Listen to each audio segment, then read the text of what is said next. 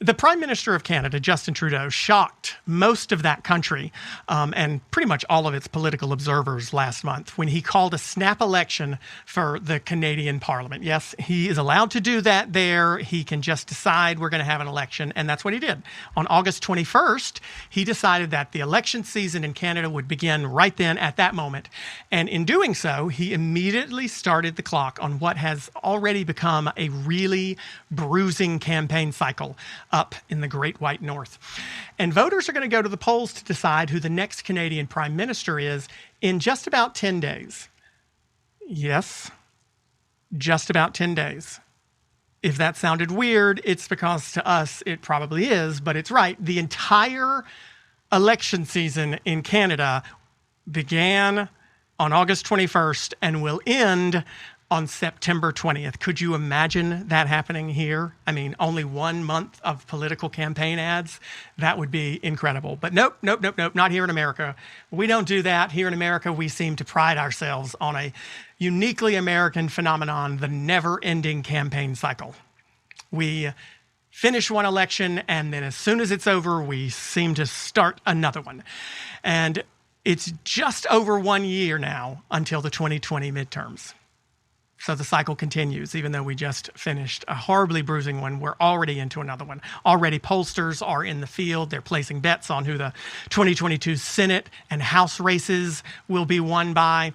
And a whole bunch of senators and representatives have already announced their retirements ahead of 2022, but there's already no lack of aspiring senators and representatives who are hoping to take those seats. But in Wisconsin, it's especially hot and heavy. That's a state where Donald Trump won in 2016, but Joe Biden won in 2020. And the sitting senator there, Ron Johnson, hasn't even announced whether or not he's going to seek re-election.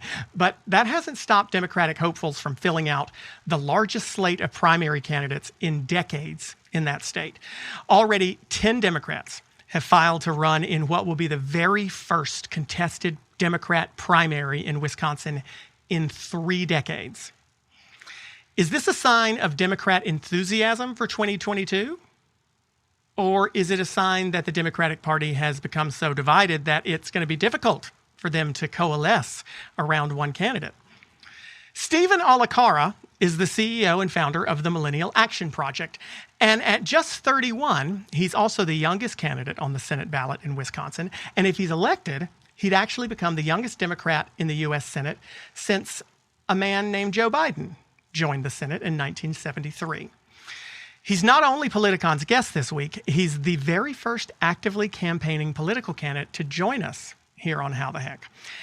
We will see how many of those are willing to come on after this episode, because campaigns are about controversy and conflict. And if that's the name of the game, how the heck are we going to get along? Hello, Steven. Hello, Clay. Great to see you. We both kind of have the same gig, it seems, at Politicon, because we both have been thrown into this, into the ring with some feisty, fiery folks. I moderated between Anna Kasparian and Tommy Lahren. You moderated between Cenk and Tucker Carlson, right? Is that right? That's right. Yeah. Yeah. Why do you think they asked you to do that? Are you especially calm under pressure? Is that what it is? I'd like to think so. I just do what they tell me to do. Oh, well, that's kind of what I do too. I mean, I like to think I'm calm under pressure, but I probably am not. But I mean, why do you say okay to that? I mean, they're going to fight. They're going to argue. Do you enjoy that? I do enjoy it, maybe in a weird way. I do enjoy it. First of all, I don't know if we're alive or not, but I'll just jump in here. We're never live, but I think they who knows what. I'm sure you should assume it's being recorded. Okay. Well, I think the slogan of Politicon is entertain democracy, and I think they are really smart in approaching it that way, because when you bring people with the really different perspectives, I think you have the chance, if it's in a relatively constructive dialogue, to learn something new. And I think if you can have some fireworks, it makes it interesting. But I remember... Yeah, but is that constructive? I think there's a balance. My goal with some of those debates with like Cenk and Tucker, and then also the one with Ben Shapiro, my goal was to make it informative, exciting, and entertaining all at the same time. And, hopefully people felt that way. I mean, I agree they do a great job of it, but it is still like a very fine line between constructive conversation versus completely entertaining fireworks, to use your word, but not very constructive. I did one, I moderated one a few years back, and Michael Knowles, I think, was the conservative, and there was just it was showmanship, right? I mean, do you even believe politicians at all when most of them nowadays seem to be showmen? Most of them are. And in Congress, there would be a saying there, you've got show horses and you've got workhorses. And you do have some workhorses there. Unfortunately, no one ever hears about them because they kept their head down. Who are they? There are a number who we've worked with. I think like Haley Stevens from Michigan is a good example of a Democrat. On the Republican side, he recently stepped out, but Carlos Curbelo from Florida was, I think, an example of a workhorse. But it's tough because you're not running for House, though, Stephen. You're running for Senate. Who in the Senate? Who in the Senate? That's a good question. I'm not sure. I think there are a lot of people who are trying to do both. I think Cory Booker is good at both getting attention and being a workhorse at the same time. I think Chris Coons, in my view, is probably the definition of a workhorse. He is definitely a model that I look up to. Okay, so that's what you want to. Is that somebody you would pattern yourself after? Is that what you're saying? Like some with that model? I think there's some similarities there. I think you got to draw, I think you and I have a shared passion in music in addition to politics. And, in my music, I try and draw from a lot of different influences. And I think the same way is true in politics. I think there are a number of different influences I draw from. Okay, so then let me ask you, so music, and we also both you're running for office. I'm going to ask you some of the questions that I dreaded getting when I was running, and I just want to see how you take them. I mean, this might not be fun. I was saying to the producers earlier, you, I think, are the very first actively running candidate that we've had on this particular show, because we started. By the time we started, we didn't have time to get folks into the 2020 cycle. So you're our first actively running candidate. There's a chance nobody will come back on after we're finished here. They might all think, hell, I'm not doing that. Why? I mean, first of all, I'll say I usually do a lot of background research on every guest because I want to know going in. I specifically did not read the bio that the producer sent me on you because you're running for office. You should have to tell me who you are. But I do know that you're one of 10 people running in the Democrat primary in Wisconsin, and it's the first contested Democrat primary in 30 years in Wisconsin. So why in the hell, if there are 10 people running, do you think you have a chance to beat a lieutenant governor, a state treasurer, people who have been the majority leader in the Wisconsin Assembly? Tell me how you can possibly stand out out of 10 candidates. Well, first of all, I assume we're live now, so thank you so much for having me on the show, Clay. Seriously. And I think we always knew it was going to be a competitive primary, and that was one thing that actually attracted us to this race. There was no single person who can clear the field. And the second, more important reason is that I'm seeking to spark a new kind of politics in our country, a more inclusive and honest form of politics. And it's the kind of leadership that I've been practicing for the last 10 years through the Millennial Action Project. It's this basic idea that in a diverse democracy, we need to be able to have conversations with each other. And by having those conversations, we can lead to better answers and better solutions. And so I felt for a long time in my gut that this is a movement whose time has come. It did take some of the major political figures in Wisconsin who did endorse our campaign, like the former Lieutenant Governor Barbara Lawton, have their encouragement and say, we need a real shift in our politics, and you need to seriously consider this U.S. Senate race. So it's a combination. Who else has endorsed you? Of the major people in Wisconsin, who else besides her?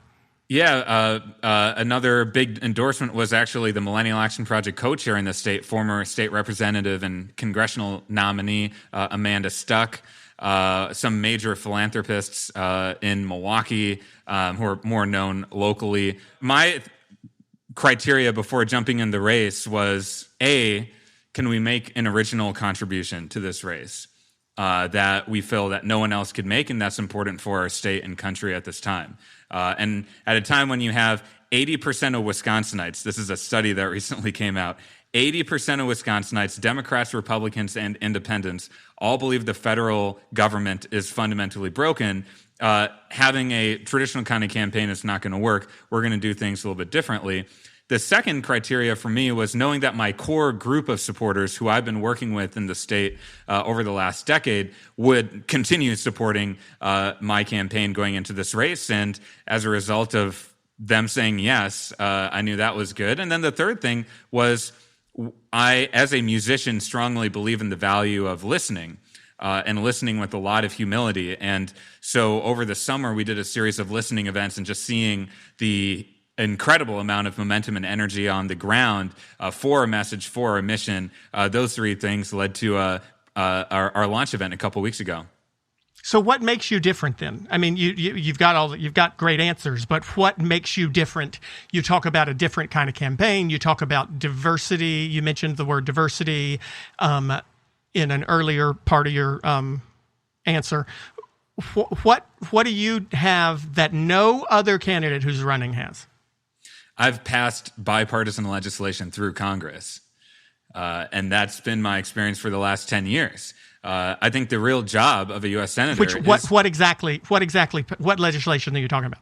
Because I told you I didn't research.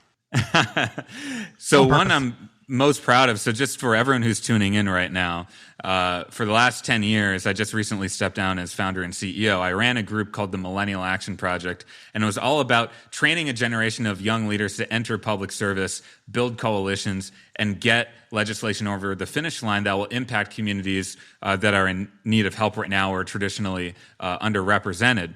And so the way that would work is we built the first ever bipartisan caucus of young members of Congress called the Future Caucus. We also had chapters in 30 state legislatures, so we're passing state legislative reforms as well. And one of the reforms I was most proud of is after the tragic shooting that we saw in Parkland, and those students came to Washington, D.C. to call on the conscience of our nation. There was a sense that we need to do something about gun violence, but there was also a narrative saying, it's too polarizing and divisive of an issue. There's no way you can get anything done. And our mentality is everything is on the table. Nothing is too hard to work on. And we'd been building relationships in Congress to work on that very issue. And so I was really proud that we helped to build the first coalition saying that the Centers for Disease Control should be authorized and funded to study gun violence as a public health issue. The first Democrat and Republican to sign on to that. We eventually got more people from our caucus to sign on.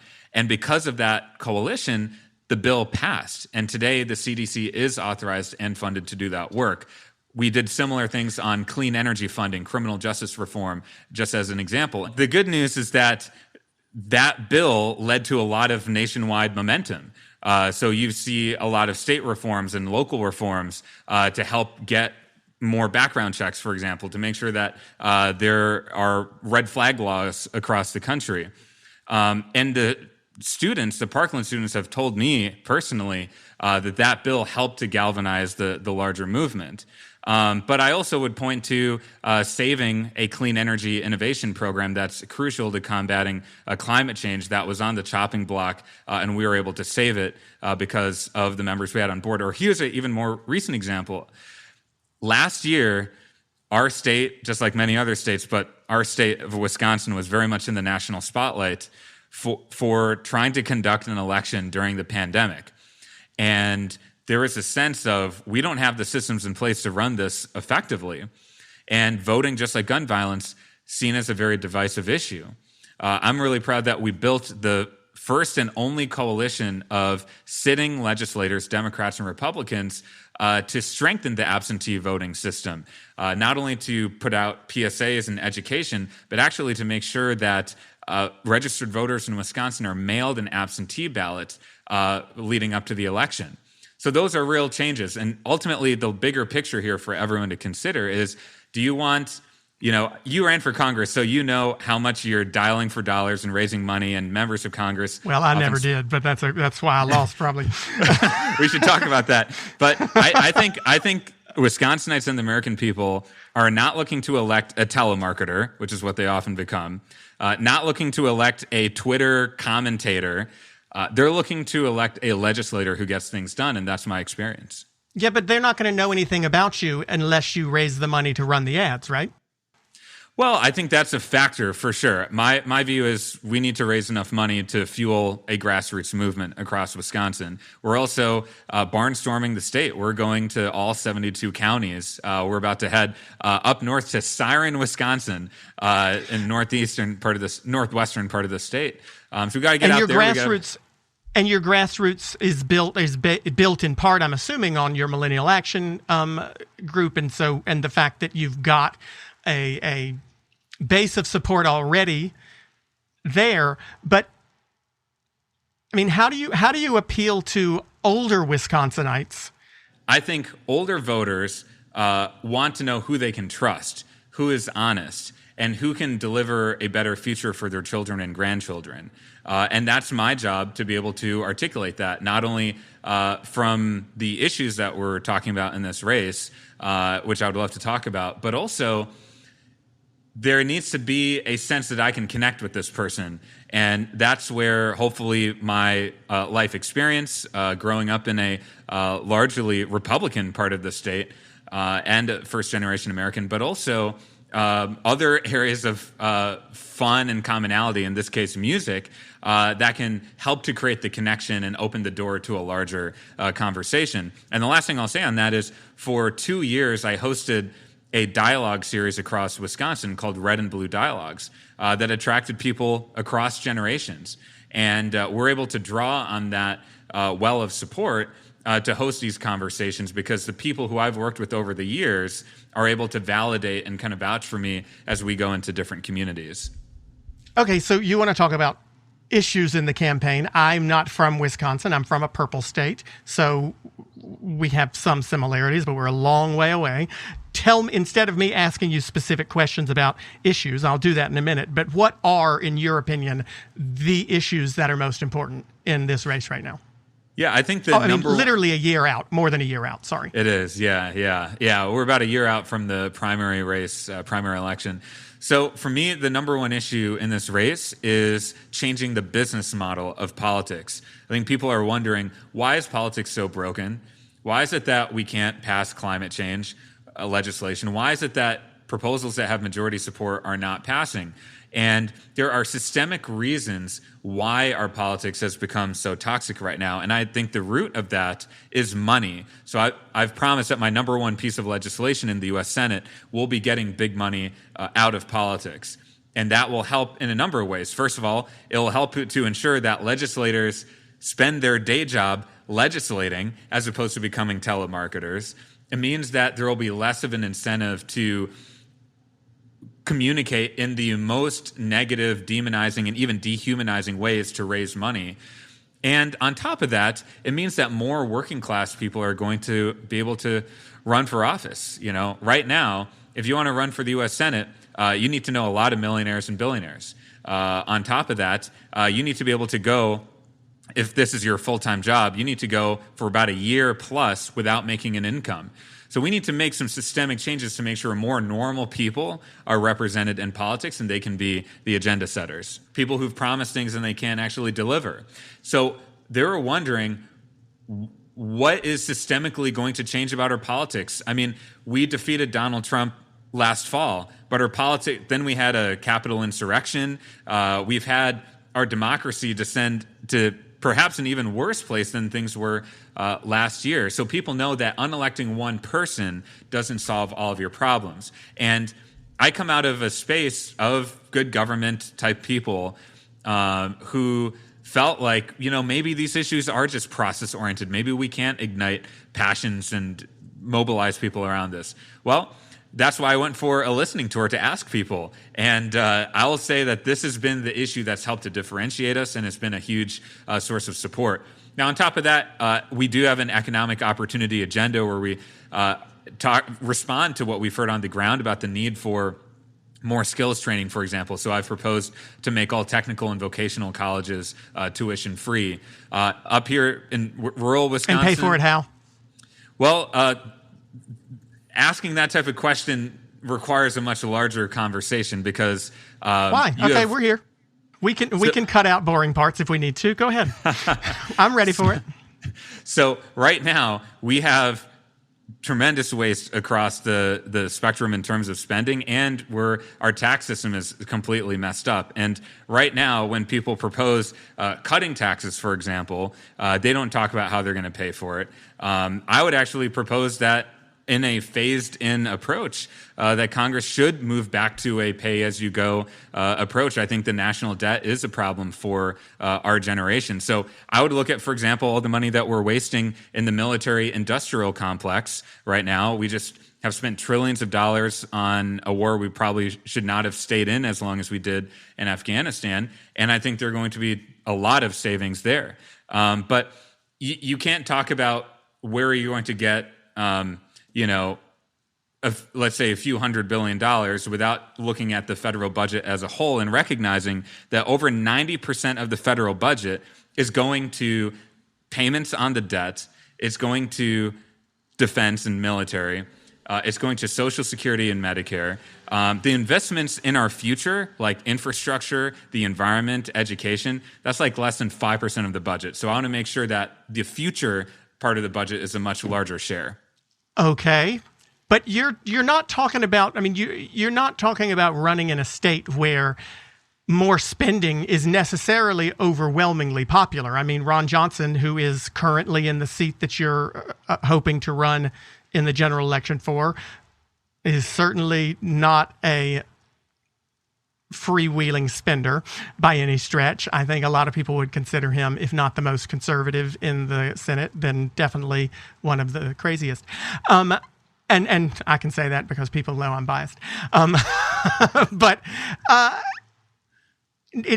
does he not represent a good chunk of Wisconsin? I mean, even though I personally think that he's a nut, he does represent a lot of folks. I mean, there are a lot of people who agree with him. You're not talking about running in Massachusetts or in Washington State or in California or Hawaii. You're running in a state where, yes, Joe Biden didn't win, but he also didn't even get 50% of the vote, and he lost to, and he beat Donald Trump, who, I think objectively is one of the worst presidents we've had. You're speaking to a systemic problem here, which is people who generally win primaries are not the consensus for a larger public that comes out and votes in the general.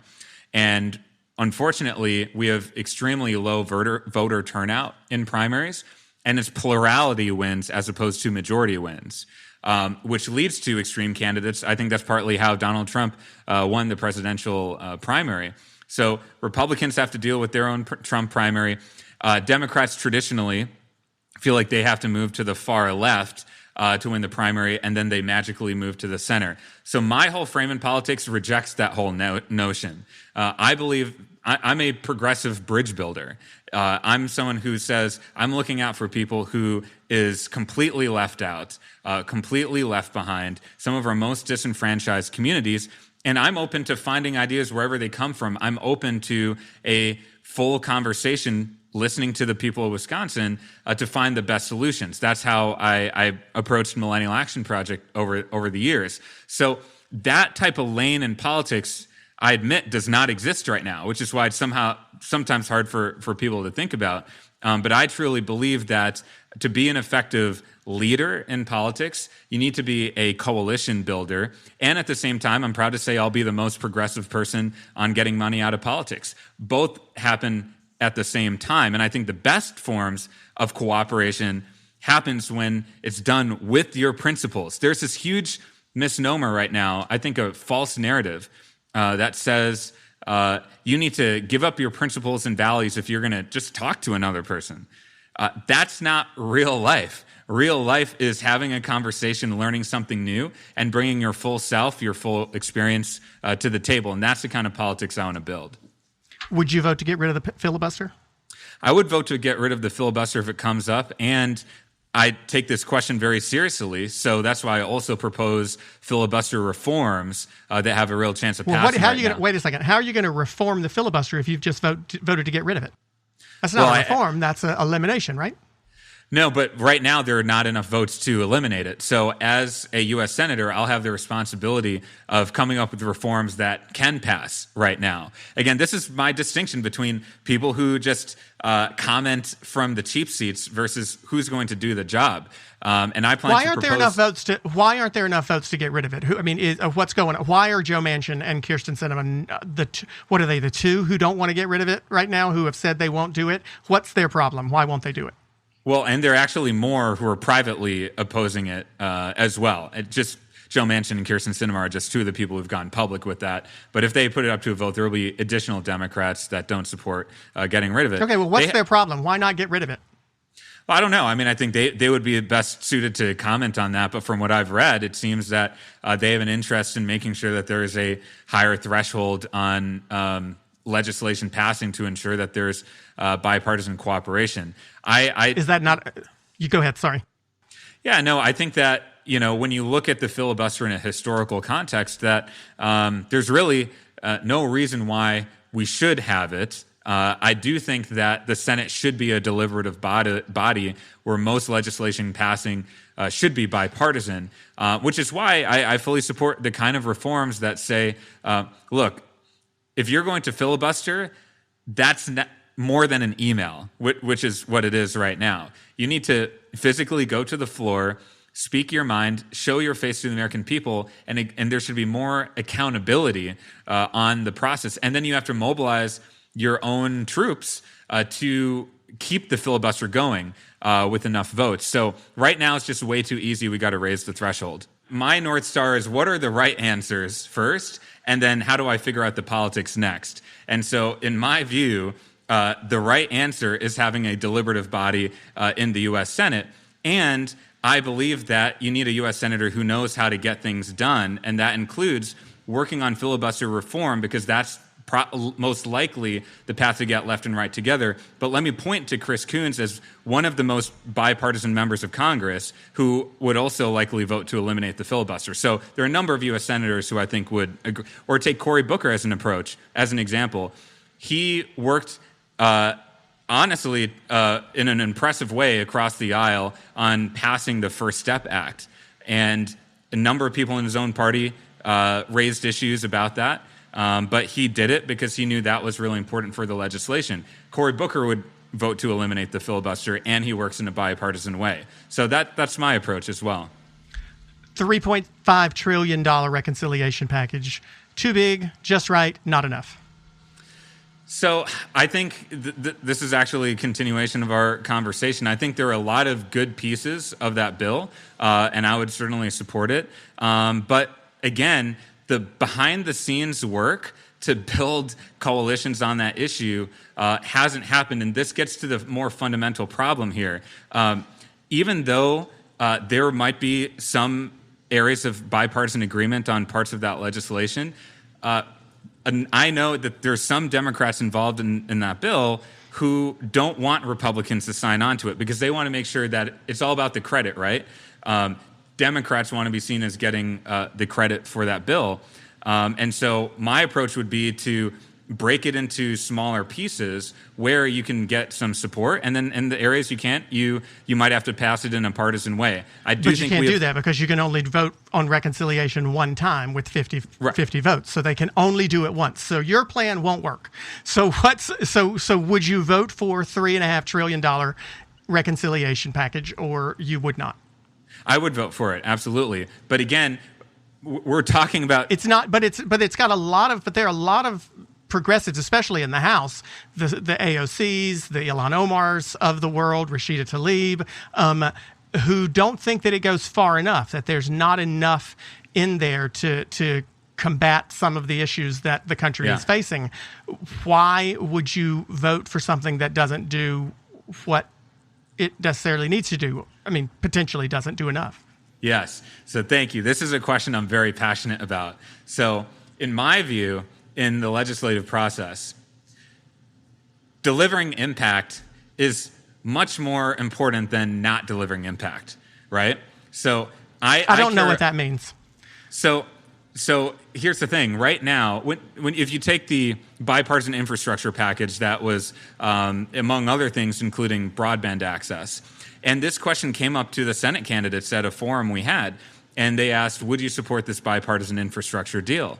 A lot of the other Senate candidates are dancing around it, giving non-answers, and then they came to me, and I said, this is not hard, guys. I would support it because I was just in Kewaunee County where they said they have an existential crisis of whether they can even keep people in their county because they don't have affordable and accessible broadband access. So voting yes means we're delivering real impact for people who need help right now. So to your point about the reconciliation bill, absolutely I would support it because that's going to deliver relief. And I think delivering relief is much better than not delivering relief. Okay, talk about climate change and how it affects Wisconsin specifically, because y'all are pretty damn cold up there. So tell me how it affects Wisconsin. Yeah, and what you think needs to be done about it. Yeah, absolutely. So first of all, climate is the issue that got me into politics in the first place. I think it's a proxy for whether or not our democracy is successful over the long term. Can our democracy create long-term solutions that affects voters that haven't been born yet? Right now, that's a big question because our democracy is set up really for the short-term election cycle, and there's a lot of incentive to keep kicking the can down the road. So for me, this is a moral challenge and a calling. And here in Wisconsin, first of all, there are huge challenges that our farmers are facing as the climate continues to get weirder for them. It's increasingly hard for them to plan their crops. And so you're seeing right now in Wisconsin, we have the highest level of small family farm bankruptcies in the country. And so the bankruptcies are now leading to alarmingly high suicide rates as well. So our farmers are challenged by that, and the huge opportunity I see is for clean energy technologies. If you go up to the Fox Valley, which is kind of north of Milwaukee, south of Green Bay, you'll see lots of wind turbines there. That's a huge opportunity. Biomass is a huge opportunity. My role in the U.S. Senate will be to say, let's empower our clean energy entrepreneurs to come up with new solutions. And the government shouldn't necessarily say which are the best solutions, but the government needs to be on the side of the problem solvers, the people who are trying to cut carbon emission. And I think this is going to be a political winner here in Wisconsin. A majority of Wisconsinites believe we need to take on climate change. And where's that poll from? Because I want to look it up right now. Where do a majority of Wisconsinites think that you need to take up climate change, or a majority of the people who are voting in your primary and in your polls think you need to take on climate change?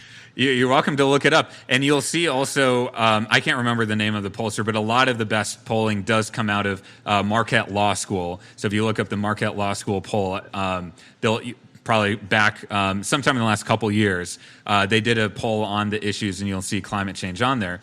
But one of the most interesting things there is to see the generational breakdown as well. In other words, the younger you go, the more support you're going to see for taking on climate action, including, this is now a national poll that shows a majority of millennial Republicans believe that we need to take on climate change. So we're in a midterm election cycle now, and the question is going to be who can be an authentic candidate who can build a student movement. And my experience for the last 10 years has been organizing young people. We will have to practice a different form of politics that people can actually believe in to attract young people. And then there needs to be an agenda that's speaking to young people as well. And I think the issues that I have a successful track record working on, whether it is climate or gun violence or criminal justice reform, are going to be issues that speak directly to young people. And then finally, I'm actually going out to the college campuses, and we're going to have a strong organization. No one else is doing that? Not yet, to my knowledge.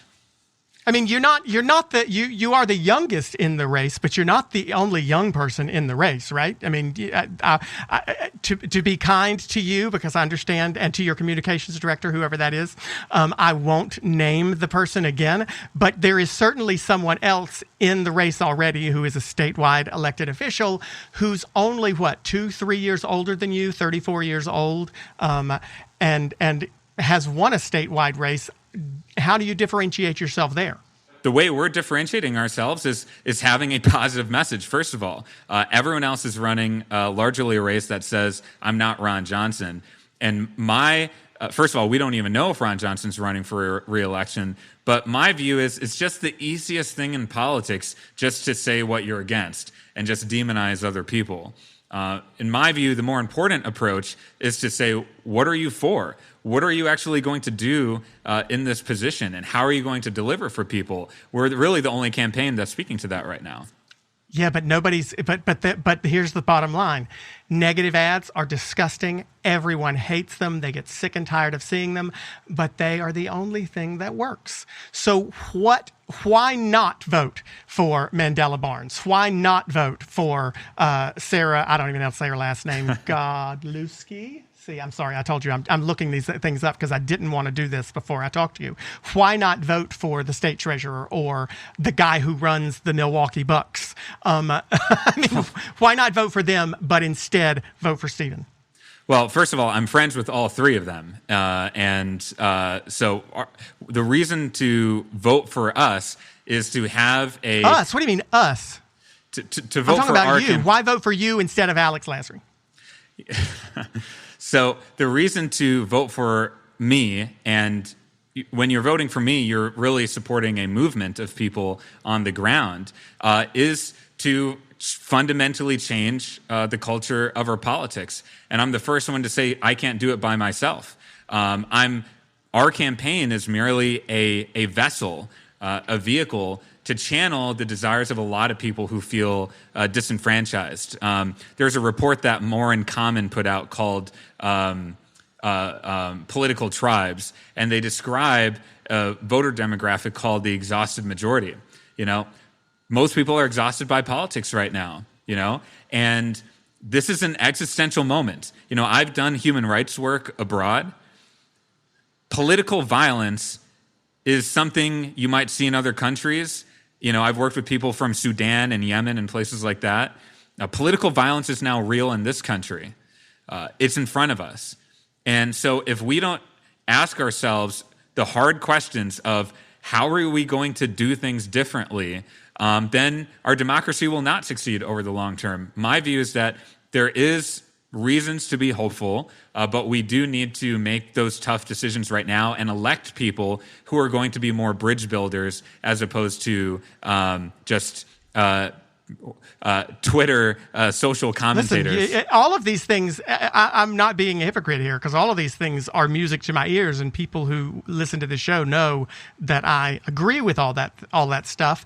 But as much as I agree with it, and as admirable as I think it is that you feel the same way, I don't think you'd find anyone in this country who thinks that the highest quality food available to them is at the McDonald's drive-thru. Yet, it's still the largest restaurant chain in the country because it's the easiest one to go to when you're hungry and you're in a rush. So my point is, you're right. Everyone believes that politics is disgusting and they hate it. But at the end of the day, they remember the ads that told them such and such had an affair with so-and-so, and this person voted to release this child abuser and they abused again. So how are you going to be able to avoid that? Well, first of all, I love your McDonald's analogy. I think that's really on point. And so, look, when I first got involved in politics, I had a close mentor who said, everyone you're going to meet in politics can fit into one of two categories: people who want to be something and people who want to do something. And unfortunately, the number of people are in the latter category is much fewer than in the number in the former category. And from all the years I've been involved in politics, that has definitely been true, definitely true. And so at the end of the day, we need to make a choice, and I have already made my choice in this campaign. Are you going to appeal to the darkest impulses of human behavior, which has been an effective political strategy since the founding of this country? Or are you going to appeal to, as Lincoln said, the better angels of our nature? And that's just a choice you have to make. A number of people get into politics who maybe have some good principles, but they lose their soul by going into the dark side of politics. And they have to live with themselves as they lose their soul and wonder, what the hell did they do after their time in politics is up?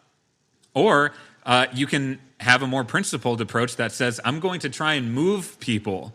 I'm going to try and, as one of my mentors once said, call people to a higher order of politics. That is rare. It doesn't come all the time. But if you think something's important enough, you ought to try it. My favorite novel is The Alchemist. And it talks about when you walk in your purpose, the universe starts to conspire for your success. But to find your purpose, you often have to take a big leap of faith into a risky endeavor. And I'm not doing this because it's easy. If there were traditional politicians who can run our democracy the right kind of way, I probably would be trying to become a professional musician and getting your advice on that industry. But instead, I wouldn't have any better advice there either. But instead, I feel a calling right now, a moral calling to give this everything I've got. Well, I can't wait to see how many people in Wisconsin you relate to personally by quoting The Alchemist. Because something tells me it's not highly read all over that state. You should come out to Wisconsin. I would love to introduce you to some people. I've been to Wisconsin. I've been to Green Bay. I've been to Appleton. I've been to Madison. I've been to Milwaukee. I've been all over Wisconsin. Beautiful, what took you out here? Beautiful state. What took you out here? I used to do a little singing. So occasionally, we go different places when we do that. But nice. Beautiful state. But much like North Carolina, I don't know. I don't feel like The Alchemist is the most relatable of all books, but give it a shot. We've got questions from listeners. We've got some really good ones that have come in, and lucky for both of us, the producers have pulled one from your hometown and one from mine. Nina from Madison, Wisconsin asks, our state's schools feel like they're on the brink. How do we bring them back? Yeah. Well, that's a huge issue right now. First of all, people are trying to make sure they can go into their schools. They're having a huge debate over masks right now. And then school funding is a huge issue as well. Should we mandate masks in schools? I think we probably should, but it should be the decision of local school boards. Should we mandate them everywhere, not just in schools? Should we mandate them in public places? I think it depends on the COVID data. If you are having some spikes, then the public health officials would recommend requiring masks, and then government even leaders for vaccinated people. It depends. I would follow the advice of local officials. For example, there's a big music festival here called Summerfest, and I think they're doing it the right way. They're a private organization that is requiring people to show proof of vaccination or a negative COVID test. So I think the real incentive for people shouldn't necessarily And then do they have to wear a mask when they go in? They do not, no. And so I think the real incentive here should be, hey, if you want to go watch a movie or go to a concert, you need to get vaccinated. I think that's going to be a much better motivation for people than a lot of government mandates. Okay, so back to Nina's question about schools, because all she said was schools feel like they're on the brink. So I have to imagine that you know more about the situation with schools in Wisconsin than I do. So what's she talking about? What's on the brink? If I'm guessing, I mean, first of all, fortunately, Governor Tony Evers, who's a Democrat, has helped to increase school funding. So we're headed in a better direction there. But the real acute issue we're seeing on the ground here is the debate around masks in elementary schools, for example. And a lot of people are, I did a local event in my hometown of Brookfield, and I asked people, how did you decide to get involved in politics? Most of them got involved because of what they're seeing on their school boards. Like, that is their big issue right now. So my guess is she's referring to the masks. Okay. Jason from Raleigh. What? We don't get many from Raleigh. My generation is buried in debt. and prices keep going up. Is there a fix? I don't know what generation Jason is in, but Raleigh's got a lot of colleges. He's young, so I'm going to assume, Jason, you're, he's a millennial perhaps himself. Whatever generations, all of those people who are buried in debt, is there a fix? Well, I don't think there's a silver bullet. Like, I think that we need to address the root of the problem, which is you have a lot of young people going to colleges, racking up hundreds of thousands of debt that they never have a prayer of paying back. And so there are some proposals out there for just forgiving everything. And good idea or bad? Huh? Good idea or bad then? I just think it doesn't. Like for example, I see President Biden forgiving student debt for students who attended some for-profit colleges. Like, if there's some predatory practices going on, I think that there's a rationale for forgiving that debt. But doing it writ large just means you're passing the issue down maybe 10 years, and then we'll see another student debt bubble. So for everyone tuning in right now, just realize student debt now in our country is larger than credit card debt. And so this is a huge amount of money. And if we don't address the root issue around costs and whether people are able to make smart decisions and whether there is a real return on investment, then this problem won't be solved. For people who currently have debt, one of the big things that I love and fully support that I think should be further expanded is public service loan forgiveness. So if you decide to become a teacher, or you work for a food bank, or you become a nurse in a rural area, then I do think some form of loan forgiveness there, maybe after 10 that years would require or so. That would require some people to change jobs, to leave a good job they have right now and go into a completely different field, perhaps not get the job back that they had. Is it fair to ask people to do that? Well, the people who are really struggling right now are in fields that are not paid very well. So if they decide to go in public service, it's not necessarily the case. They still won't be paid very well. They still won't be paid very well, but at least they'll be able to pay back their student loans as a fixed percentage of their total income. So it would be a more reasonable amount of money. But I think the higher education industry needs to really relook at this whole system. I remember when I was going to college, 10 plus years ago, there was this kind of mentality of, just go to whatever college you want to go to. Don't worry about how to pay for it. I think that's wrong. I do think we need some personal responsibility there and make sure we're making wise decisions. Should college be free? Should X number of years, like Bernie Sanders has proposed himself, should a certain number of years of college be free? Do we need to make free education go to grade 13, 14, 15, 16? Yeah, I think it's interesting to look at, but in my view, the smartest investments for society right now are for people who are coming from working class backgrounds and need skills training. And so I think that's a no. I think technical and vocational colleges is where you have the smartest investment. If you look at, I still couldn't tell if that was a yes or a no, though.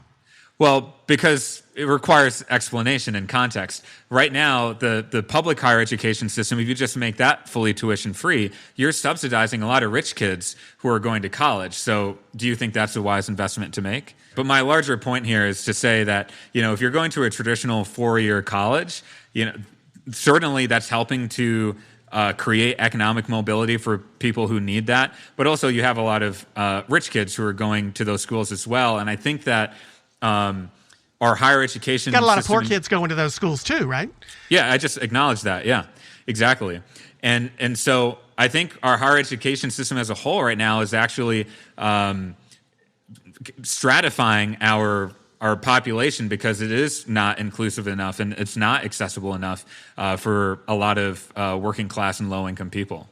I enjoy doing this. I mean, you'd be surprised, and the Politicon folks can tell you later how much I actually do agree with you on versus how much I was just giving you shit on for fun.